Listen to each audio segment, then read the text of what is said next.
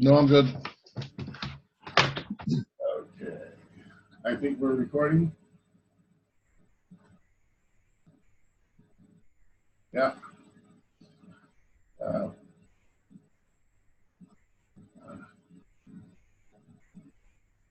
So, guides and scribe. Anybody want to guide and scribe? I'm scribing. Okay, I guess I'll guide. Feel free to pitch in and take leadership if I get off base or whatever.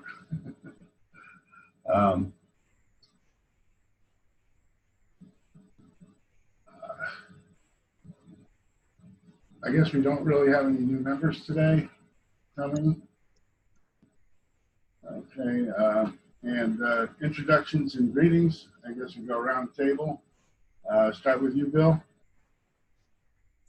Sure. So I was the one that put that question out in the governance channel to you, Jim, because I'm trying to get through, as we're getting closer and closer to mainnet and thinking about further the platform support and the role of the cooperative in that support and maintenance.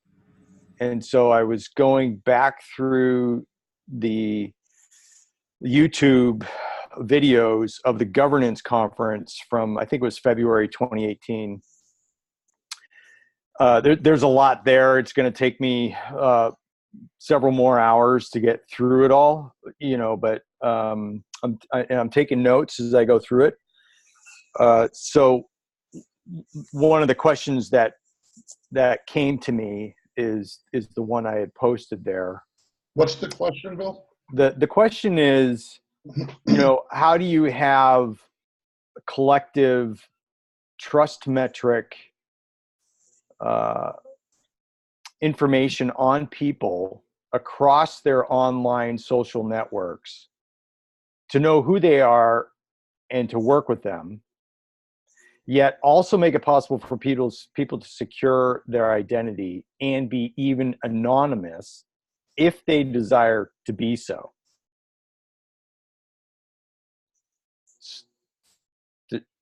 So I struggled a little bit with trying to word the question, but I think we see that even in our own community where people don't want to necessarily use their real name, or they may not want to turn their camera on, or all these kinds of things where they want. And I think it's part of what I'm seeing in terms of what blockchain particularly offers is that ability to be anonymous out there. But yet, within our particular cooperative and the governance of it, there's a desire to be able to trust those who you're working with within the cooperative at the same time. So yes. it's kind of a dichotomy, and so I brought the question to Jim because Jim had I'm getting through some of the material there, and Jim presented some material at the governance conference. I particularly liked his best practices list that he had put out there, and it was good also, I'll just say, to know a little bit more about Jim's background. And when I'm 7 years old, he's working in the field. So it certainly elevated my respect for his understanding and some knowledge. So that's why I put the question to Jim in the governance channel. Yeah. So here's an interesting question. If you didn't know that about Jim and Jim was anonymous, would you ever get to that level of trust that you now have in him? Probably not. Right. Because I wouldn't know who he is, right? And I'd be like, why do I want to, I don't know, I might have, because I've certainly have written to people, after I've read their articles on LinkedIn or other forums, and you search them up and you find them, and I write to them. So it's possible that I would have wrote some. but at some point you know who they are, or other people vouch for their expertise in an area, and then you engage with them.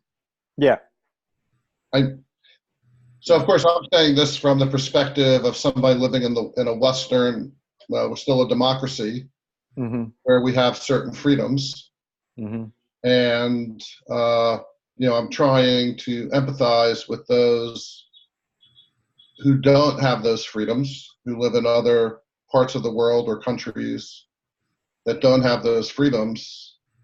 It's an interesting question. Yeah, and they don't have the freedoms, but yet the ability to be anonymous gives them at least a freedom to maybe say something that they otherwise can't say in their respective culture or region of the world, because if people know that they said it, then they can be a danger. But then the flip side is, how do we trust that they are well-intentioned and are coming from a place of let's improve this, as opposed to a place of disrupting and anarchy? Right. Okay, so we should probably let Jim talk a little bit, since he may have something to share about Sure. I'll shut up. Thank you. Okay, well, we have this is the talk we're talking about here, I guess. Yeah. I don't know why it doesn't page down. Do I just have a title slide and nothing else?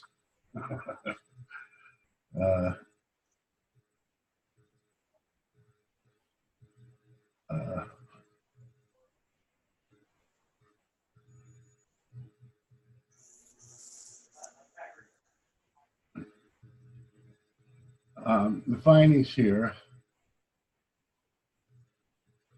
was that we had anonymity and pseudonyms.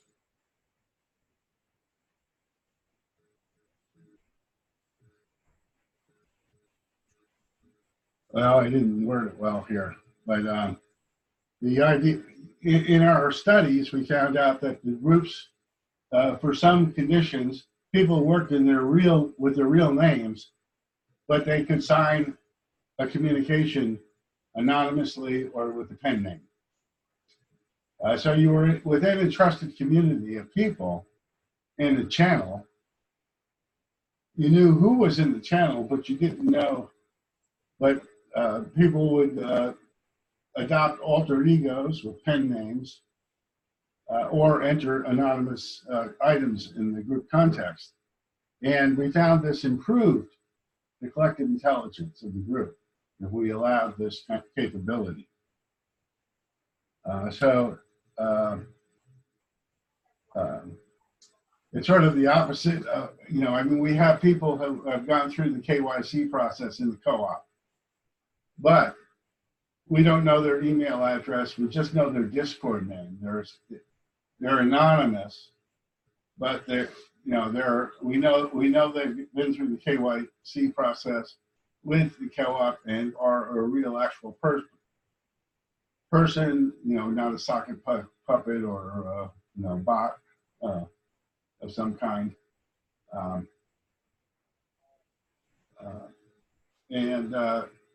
So they can be anonymous, and they can become trusted by their actions. You are what you do and say. So they become trusted by their interactions with people. And in the super fluid democracy, which we're building in the collab,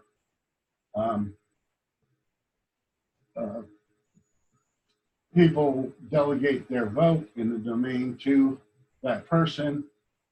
That gives weight to their vote. And then, from the top down, if they're trusted by the leaders of the co-op and those they trust,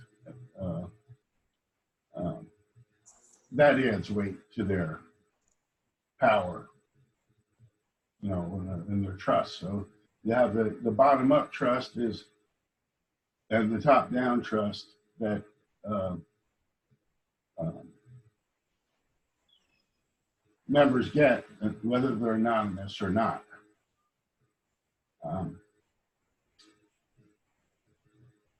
But even, you know, without that, you know, people gain our trust without us knowing who they really are in Discord. You know, it happens all the time.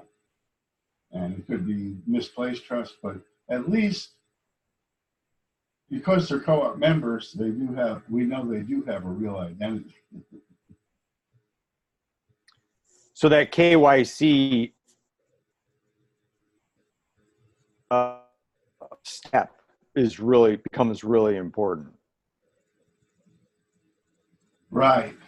And, you know, and I think that, you know, we should encourage people to work with the real names, but also give them the ability to be anonymous. You know, to not, you know, we can deal with people as real human beings. We're better off, but at the same time, give them the ability to adopt alter egos. So how do you deal with the situation that Facebook had during the last presidential cycle, where people had names, they had identities, but it turned out, and they probably, well, I don't know if Facebook does KYC, but, you know, they turned out not to be who they said they were, and they turned out to be Russian trolls. And so even if we do KYC, you know, and I get approved by the co-op, even if you know who I am, that's still a possibility. You know, I could have an alter ego, and so doesn't then removing, but at least if I'm trading on my name, that reputation of my name gets stamped and has an impact, and it almost is like a safety guard against, you know, being a troll or, you know. Well, trust, you know, it takes a lifetime to build and a second to lose. Yep, I agree with that. So there's, you know, by having a real person behind, you know, pseudonym, and then gives it some weight. I mean, even if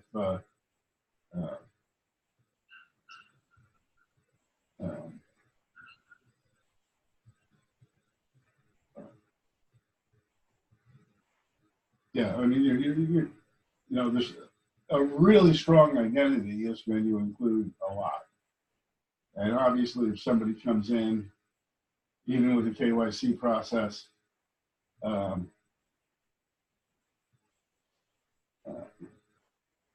know, if they're given the opportunity to act without revealing their true identity, they could misbehave. But you know, in our experiments, that enhanced the group decision process. That made better decisions. Well, also we wanted in the co-op 1 member, 1 vote, and to prevent impersonation. Yeah. Right.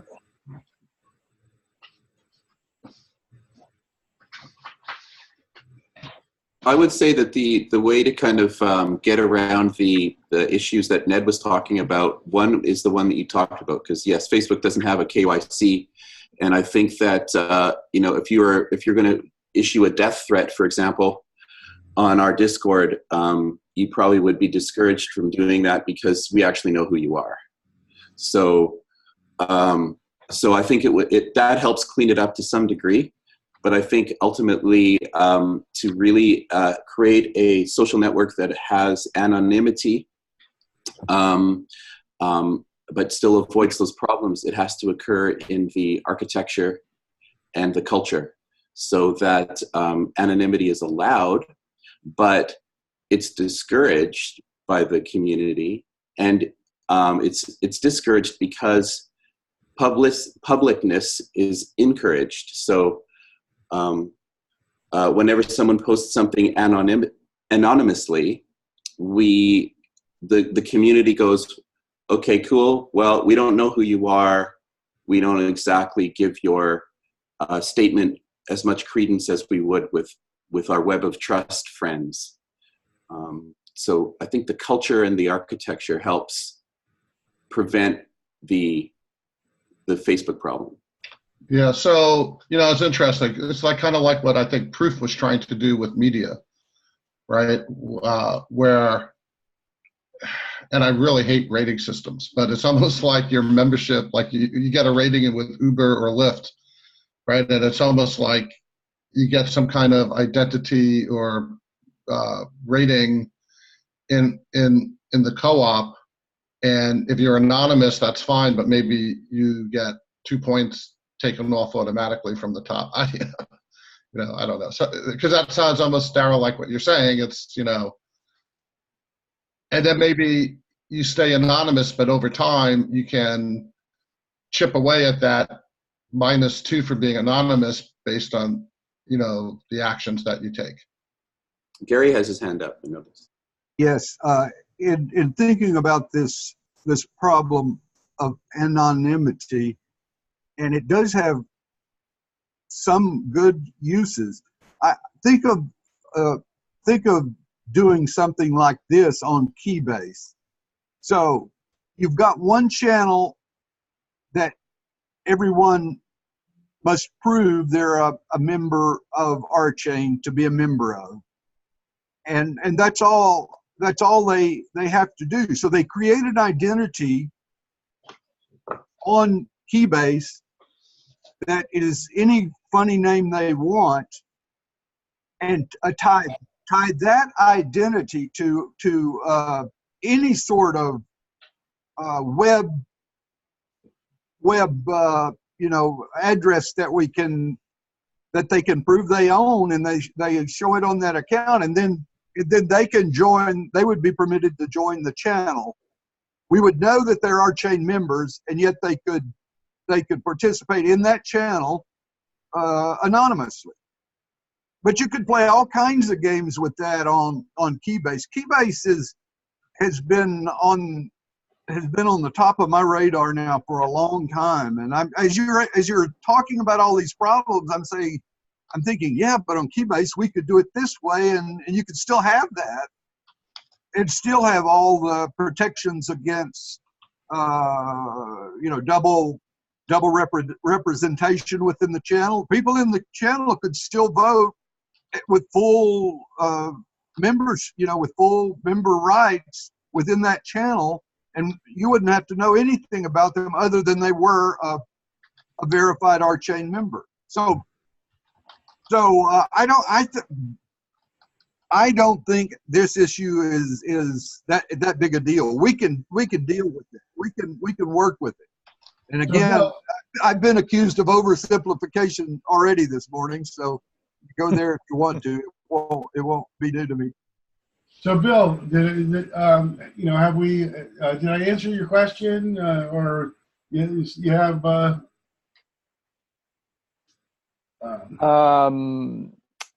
don't know that there is an answer to your question, really. I mean, it's just right. It's more of an ongoing dialogue, right? Right. But it does bring to mind as we were talking about it, and whether someone, they went through the KYC process in joining RChain. So on some level, the cooperative has information and has verified who they are. Now, once they get into Discord or they get into conversation with other members, they may be using a pseudonym for who they are. So they're not using their real name. But a question in my mind popped up. Well, if they were to take, say, a committee position or a work group leadership position or any sort of a role in which they're facilitating leadership, would it be of good practice then for them to have to make known their name. I would say that would be vital. I don't think I would vote for them if they wouldn't provide their name. I've said that before about Mao when he was discussed as a potential board member. I said, well, I wouldn't vote for him if he won't identify himself. Yeah. Yeah, and the same goes. I mean, people that approach me about doing things. I mean, I can check to see if the ID is a member, but I always ask them to fill out the member survey before I cooperate with them. Mm-hmm. So that I do know who they are. But I think that's an individual thing as to whether they want the member to be revealed or not. And I think to some extent it's up to the committees to decide. Yeah. Yeah, so I don't know if I agree with that. I think once you step up into a more public role, you should reveal who you really are. And so your anonymity is granted totally, and you can contribute, but as soon as you move into a leadership position, I think we have to decentralize the rules as much as possible, and let the committees decide. I don't agree with that. And maybe what if there was some criminality in the past? So here's a case: George Eliot, famous novelist, and that was a pen name, right? And there were a lot of reasons she wrote under a pen name. One because of her sex, two because of, I guess, her ongoing relationship with Chopin, and a lot of other reasons, right? And that's fine, right? I mean, that was a valid reason. But if she wanted to become the head of the Literary Society of England, she would have, well, one, the sex thing would have been obvious, but she would have had to have revealed herself, right? Yeah. And because she never revealed herself means that she was fine with staying under that shroud of anonymity because it was a valid reason for her, and she accepted that constraint on her in society. Mark Twain, Stephen King wrote under a pen name. There's lots of examples of doing that. And I think that's great, but once I feel once you step out of that into the public and then either want to trade on that identity that you've then created or take a more active role. But we're not talking about public here. We're talking about, no, it's kind of public. If someone's going to be on a committee, do the other members of the committee have to know the real name? And the answer is probably yes. Now, obviously, the co-op itself has everybody's real name. So it knows the real name of everyone on every committee, okay? Whether or not the committee is required to reveal that to the whole membership is up to the committee. I mean, if I'm on, let's say I'm part of the governance committee, and I have Snowy who wants to join the governance committee, and he doesn't want to reveal his real name. And I say, well, you can't be on the committee. I just kicked out, Edward Snowden from the committee, which I wouldn't want to do. Okay. He has valid reasons for concealing his identity, but he should never join the committee. Or why should we have that loss as an organization? Wouldn't we, as RChain, want to have him on our committee? I mean, I don't. But how would you? Because to me, as soon as I heard that your committee doesn't require revealing who you really are, I would have no trust in your committee. Yeah. Oh, that's maybe that we recommend that committees have that. I'm just saying that. Yeah, that's just my perspective. I would prefer to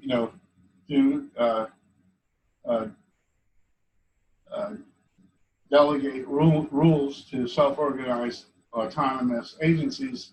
And yeah, we don't have to give an agency any power if the rules that it wants to set up, if we don't concur with them, if we don't agree with them. So it would have to be, we would have to have consent or, a consent to the rules of the committee.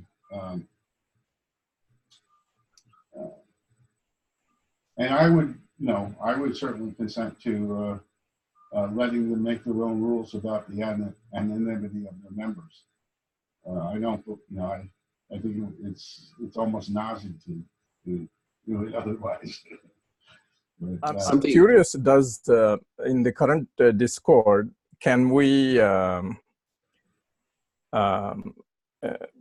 can someone actually sign into Discord with a different email from what they've registered with the KYC process in RChain and then get access to that, or how does that work right now?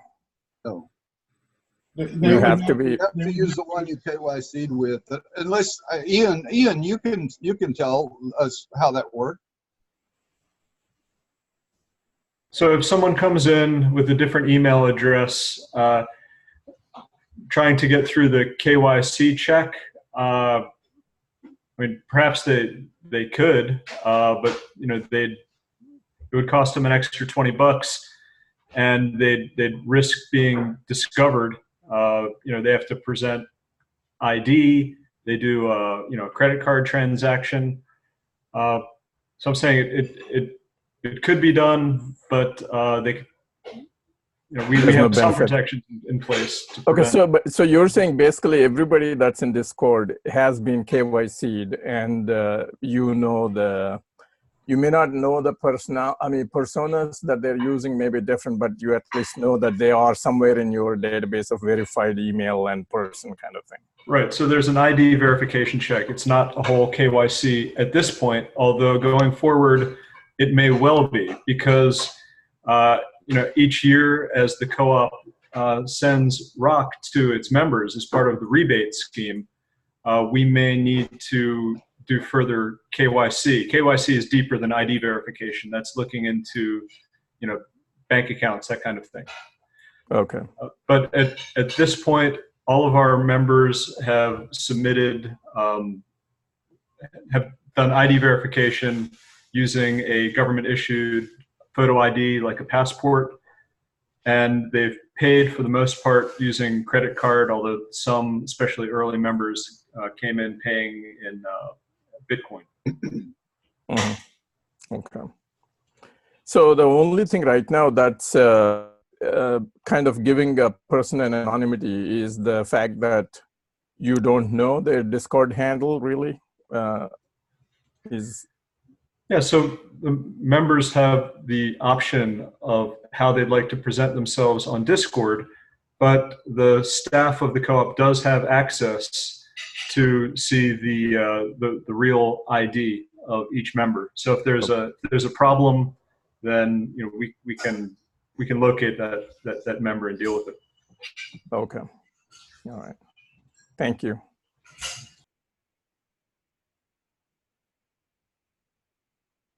All right.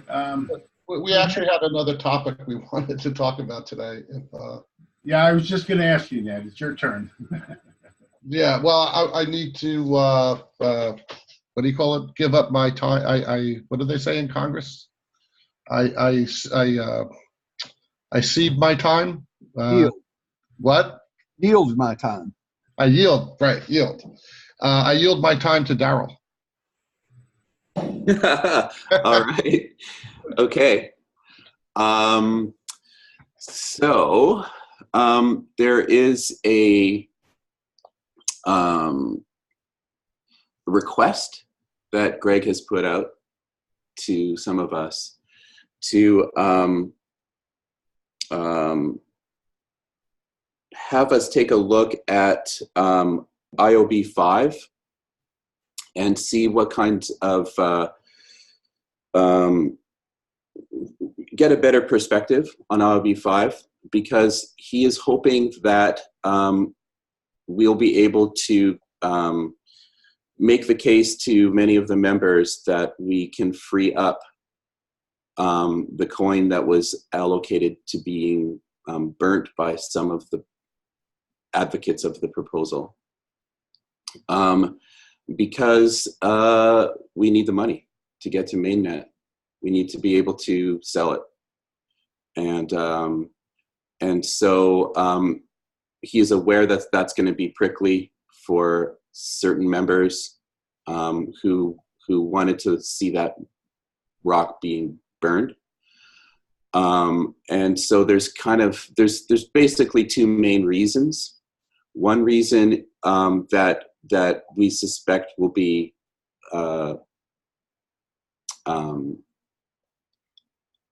fine with the members who might be prickly about it is the fact that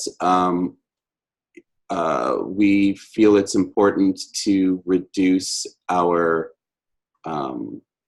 holdings as a co-op in order to appease regulators, because it wouldn't look good to regulators that were holding over 50% of the rock. So that's an important thing. But the idea of burning that is kind of like shooting ourselves in the foot at this point.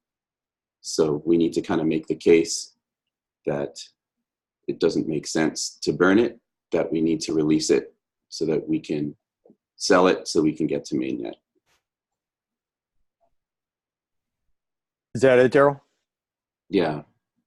Yeah, it makes sense to me because, you know, Greg had voiced this back when IOB was being discussed and debated, that it didn't take into account if the picture changed and such that the co-op needed more coin to be sold in order to finance itself. The other things that also come to mind is that was written back in, you know, mid 2018, when there was the price was starting to slide on the coin as well as the entire market. And the other thing that comes to mind is at that time we had our partners in Reflective Ventures and Pythia who were at least performing the work of getting companies to develop onto the platform. And so a lot of the landscape for us has changed a lot. And we know that we're now in this situation where we need to be selling the rock in order to have the money to continue the development of the platform. And it's not just launching the platform, it's continuing to maintain the platform after it's actually launched. Because it's going to take time before the cooperative has revenue streams that are going to make it self-supporting for the cooperative. So do we have to have a special election or something to rescind IOB 5, or what do we have to do to actually relax that restriction? As far as I understand it, I think Ian probably has a better grasp on that, but we don't have to, but I mean, it would be good to. It's within the purview of the co-op's directors to act on, to conform with regulators, with regulations. So the co-op has regulatory risk right now through the SEC and the Washington State Department of Financial Institutions, where either or both of these regulatory entities can see that the co-op's holdings of the token is greater than 50%. And that sort of centralization goes very much against our case that the token is not a security.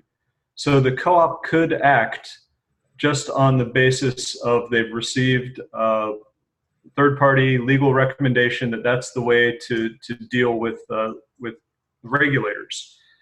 On the other hand, we've had the voice of the membership in IOB 5 almost a year ago, locking up the rock. So the circumstances have changed, and also we have potential institutional investors in the wings that can really do a lot to help the co-op, not just with the funding for development, but institutional investors that may also be able to offer additional resources and expertise to help with the project. So it's worth talking about this and taking the pulse of the membership on how we feel about IOB5 and how give some guidance to the board or back the board up on doing what it probably needs to do anyway to deal with the regulatory risk. And Bill's points, I think, are super valid. When IOB5 was first drafted up, it was September of 2018, and the price of rock was 40 cents. Then the crypto winter happened. And yes, some mistakes were being made in management. Greg has admitted at least some of them. But the fact of the matter is, we are now sitting on a rock price of 6 or 7 cents. The assumptions, and there are many, that were made in IOB5 suggest a rock price of 50 cents by April 1st, which is when mainnet was supposed to arrive. So there's all these assumptions in IOB5. One is mainnet was going to arrive in April 1st. The other is our relationship with Reflective and Pythia were going to continue and be healthy. The other is rock price was going to be 50 cents in April. So we have to revisit IOB5 because it's full of a whole bunch of flawed assumptions that the president has revealed. So September 2018 and July 2019 are light years in crypto years apart. And so it needs to be updated with some reality. So based on the folks in this room now who are just hearing all this laid out, what's your sense of what was just said, and how would you want to respond? I mean, my feeling is that definitely funding needs to be secured for at least 1.5 to 2 years at this point in time for us to even say, okay, we put out a technology that works and we have given it enough time to sign up people and bring them on and all that kind of stuff. So the funding is not only for developers, but also for creating the ecosystem of dApps, our ecosystem for dApp developers, as well as whatever we need to do, whether it's running competitions or whatever kind of marketing we're going to do to make sure that there's enough dApps. And like we discussed in previous meetings, there's probably funding needed to make sure that actually the network is up and running for these dApps without too much of fees initially and all that. So, I mean, maybe even 2 years is too short-sighted, and maybe almost we should think about what is the budget needed for 3 years from now, and at least make sure that that much is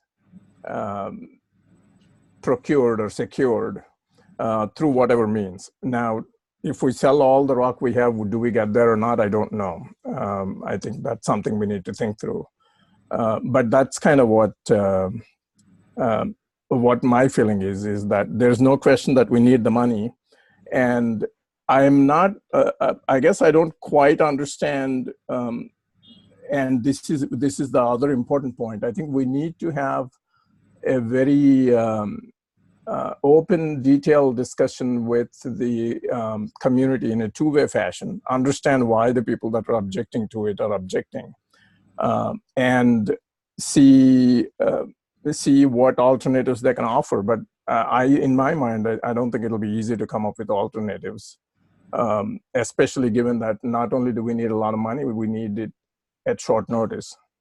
But I think that the discussion and the two-way discussion is very important, so that at least we recognize what the issues are and we give sufficient consideration to those in a public manner, a public open manner, and then document that, and then move forward with whatever we need to do.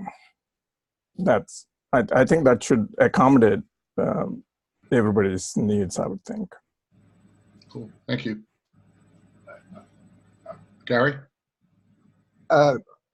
one question and then a comment. Is IOB 5, I mean, would we think of that as like an amendment to our Constitution?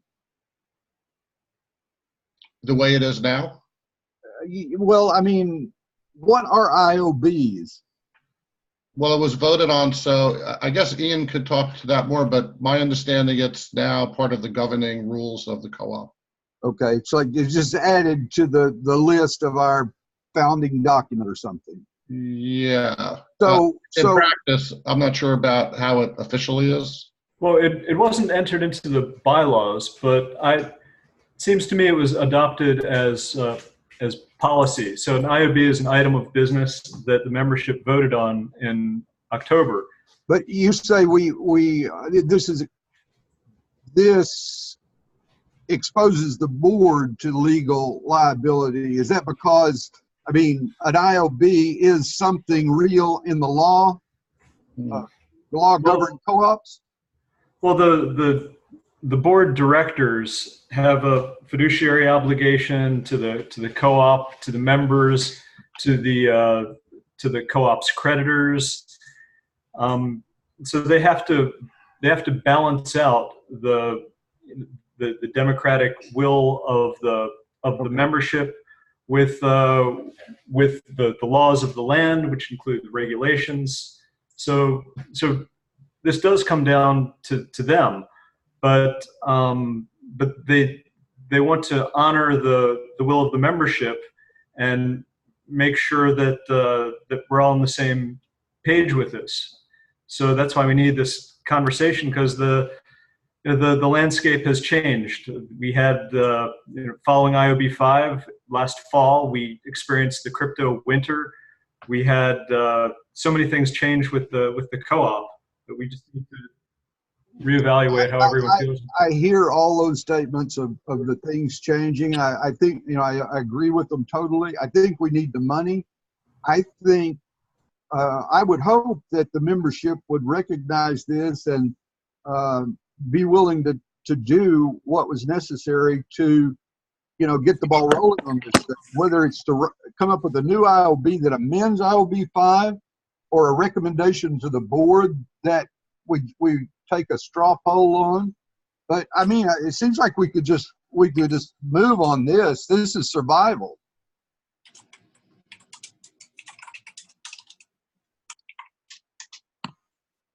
I'm glad everybody is recognizing the incredible importance for us to be able to move forward. And as Dan posted someplace in the chat, something that I feel everyone should really recognize, particularly those that might oppose it when the word goes out, which is IOB 5 should not restrict the co-op's ability to survive. And that's essentially where we're at. The only asset that we have right now that we can actually move to bring in revenue are going to be tokens. That's it. And until we reach mainnet and we're able to move through the the challenges that the co-op has faced, I think once we're able to achieve that win, the win will open up the doors for some new business opportunities to come towards RChain. Right. All the co-op has to generate money with right now is selling the token. If that token is deemed security and the co-op suffers an injunction where we can't sell rock anymore, then that's shut the door time. Yeah.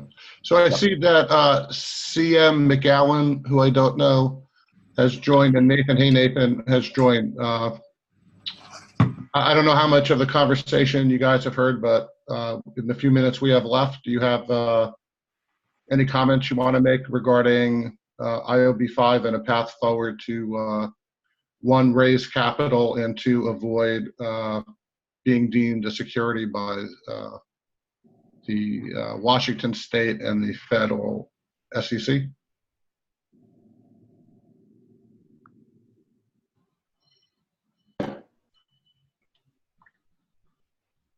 Nathan, you are mute if you were. Hey guys, I some of you remember me from back in the day, but I haven't been back in a while for the obvious reasons. Frankly, I don't know, but the co-op should probably talk to another outside attorney. I mean, I don't know how many attorneys you guys have been talking to, but we have two actually, right? We have Miller Nash and Bill. Bill knows? Yeah, I took notes at the first when Otto was first talking about why it's not. If that would be useful to you, I can send you the notes. He presented at Art, one of the first ArtCons or whatever out in Seattle. Yeah, there's a video on YouTube. That's his firm is Martin Davis, and they were the ones that created this strategy around the co-op and the token, and it's not being a security. Yeah. Right, and then we've since, because of other issues, have retained Miller Nash, which is another law firm. So we actually do have two law firms now. But to the gentleman that was speaking, I guess the question is, I think you're saying explore legal alternatives to doing this. That's one, at least that's the sense I'm getting, that there may be other ways to, that this 51% or exceeding the 51% ownership may not be a big deal, I think is what you're suggesting, and you're saying seek legal opinion about that. But also, how about the financial side of it? How about the funding needed for the co-op to continue? You have any thoughts on that? I mean, it's probably a down round, right? That's a pretty normal, straightforward thing, right? Could you say that again?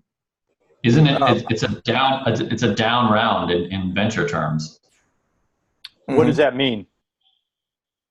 I mean, it means that you're raising money there without.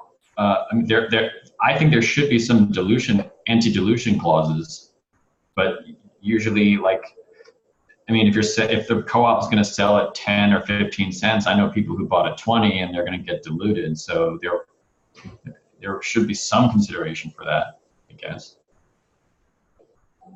So Nathan, are you, let me understand what you're saying. I think what you're saying is if people bought it at 10 cents, let's say, and let's say it's now being sold at 5 cents, you're saying basically somehow dilute the rock so that the people that currently have X number of rock would have 2X, and then the new guys would get it at 5, something along those lines. Is that what you're saying? Possibly, yeah, that's one scenario. I mean, you can just Google down rounds and anti-dilution clauses. You can see possible scenarios. Okay.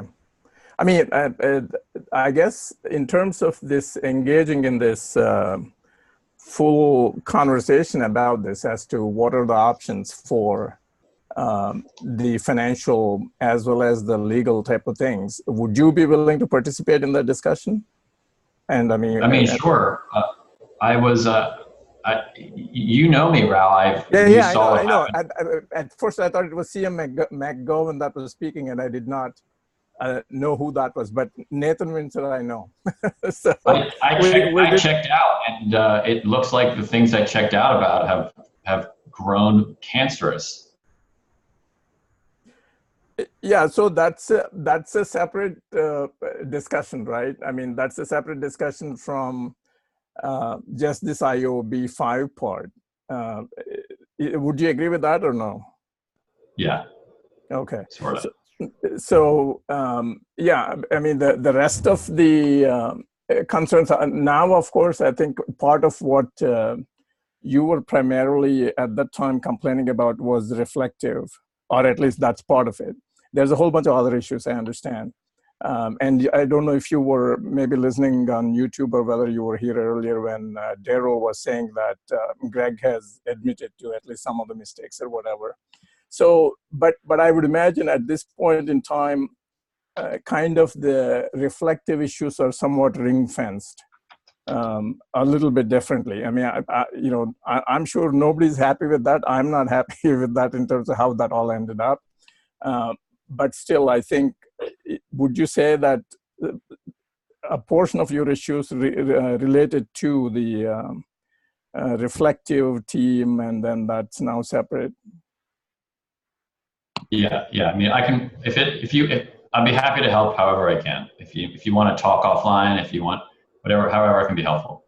Yeah, I think so. We only have like 30 seconds and we have the community meeting, but sounds like maybe we should reschedule or schedule another one of these hangout meetings. And let's put a little see more. if we can do an IOB 5 with Nathan participating. What about the governance meeting tomorrow? What's happening? Okay, that'd be great. All right, so Governance meeting tomorrow will continue. All right. Thanks, everybody. All right.